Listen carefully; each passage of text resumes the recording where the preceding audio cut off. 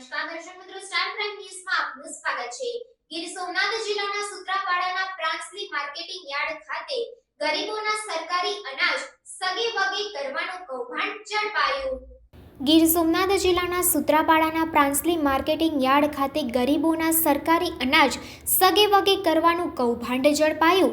પ્રાપ્ત થતી વિગતો અનુસાર 73 લાખનો સરકારી અનાજનો જથ્થો ઝડપી પાડવામાં આવ્યો। સૂત્રાપાડાના પ્રાંસલી માર્કેટિંગ યાર્ડ અને પ્રાચી ગામે દરોડા પાડવામાં આવ્યા। ખુદ કલેક્ટર જાડેજાએ મોડી રાત સુધી કાર્યવાહી હાથ ધરી। પ્રાંસલી યાર્ડમાં વેપારી દુકાનોમાંથી સરકારી અનાજનો જંગી જથ્થો ઝડપી પાડ્યો। પ્રાચી ગામે પણ ખાનગી માલિકીની 10 દુકાનોમાંથી શંકાસ્પદ સરકારી અનાજનો જથ્થો ઝડપાયો। ઘઉં, ચોખા, બાજરી અને ચણાનો જંગી જથ્થો સીઝ કરવામાં આવેલ છે।